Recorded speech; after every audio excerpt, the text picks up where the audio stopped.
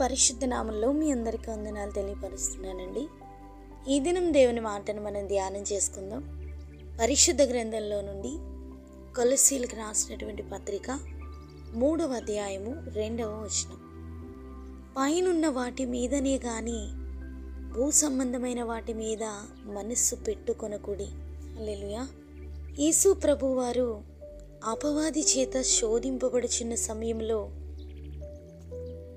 ఆ శోధకుడు మిగుల ఎత్తైన ఒక కొండ మీదకి ఆయనను తోడుకుని పోయి ఈ లోకరాజ్యములన్నిటినీ వాటి మహిమను ఆయనకు చూపించి, నీవు సాగిలపడి నాకు నమస్కారము చేసిన ఎడల వీటినన్నిటినీ నీకిచ్చేదనని ఆయనతో చెప్తాడు. అందుకు యేసు ప్రభువారు, సాతానా పొమ్ము, ప్రభువైన నీ దేవునికి మ్రొక్కి ఆయనను మాత్రము సేవింపవలెను అని అపవాదిని ప్రభువారు గర్తిస్తారండి. అపవాది ఆది నుండి భక్తులను ఈ లోక సంబంధమైన వ్యక్తుల ద్వారా, వస్తువుల ద్వారా, ఆహారము ద్వారా దేవునిని సేవించే వారిని శోధిస్తూనే ఉంటుంటాడు. ఈ లోక రాజ్యములన్నిటినీ వాటి మహిమను ఆయనకు చూపించినట్లే ఎంపిక చేయబడ్డ సౌలు రాజుకు అధికార దాహాన్ని కలిగించి దేవుని చిత్తములో నుండి సౌలును పడవేశాడు.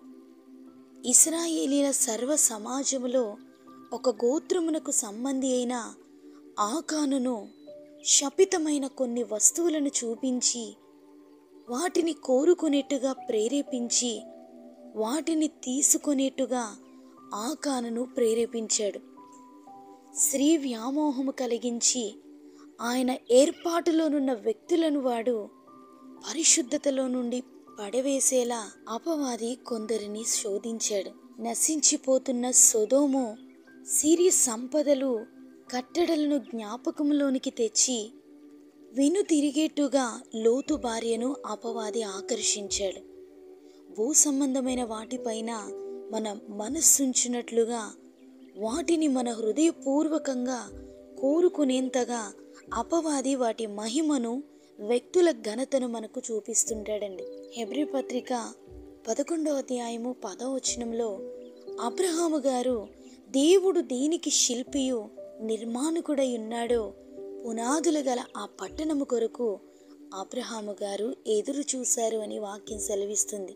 అబ్రహాము గారి జీవితంలో ఎంతటి విశ్వాసము కలిగిన యాత్రను కొనసాగించారు అంటే, ఆయన తన విశ్వాసమును బట్టి పైనున్న దేవుని ఉనికిని గ్రహించగలుగుతున్నారు. పరిపూర్ణంగా ఆయన సన్నిధిని అనుభవించగలుగుతున్నారు. అటువంటి విశ్వాసపు స్థాయిని మనం కూడా సాధన చేయాలండి.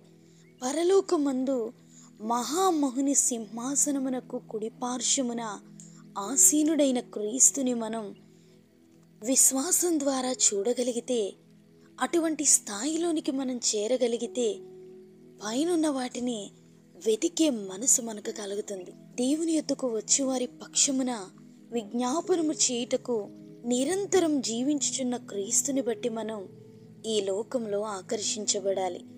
ఈ లోకంలో అపవాది తంత్రములను ఎదురించుటకు భక్తి జీవితాన్ని సాధన చేస్తూ పైనున్న వాటిని వెతికి వాటి యందు మనస్సుంచే అనుభవం మనం కలిగి ఉండాలి.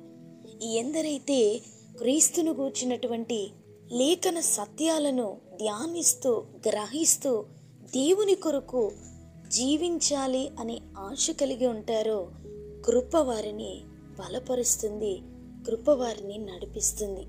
ఈ మాటలు వింటున్న మన జీవితంలో పడవేసే అపవాదిని బట్టి వాడు ఉపయోగిస్తున్నటువంటి తంత్రాలు, ఈ లోక మహిమలను బట్టి మనం మోసపోయే వారంగా కాకుండా దేవుని శక్తి కలిగిన లేఖనాలలో ఉన్నటువంటి సత్యాలను తెలుసుకొని సత్యం వైపు నిలబడి సత్యానికి ఆకర్షితులమైతే దేవుని యొక్క రాజ్యాన్ని స్వతంత్రించుకోగలిగినటువంటి గెలుపు కలిగిన విశ్వాస జీవితాన్ని దేవుడే కొనసాగిస్తారండి.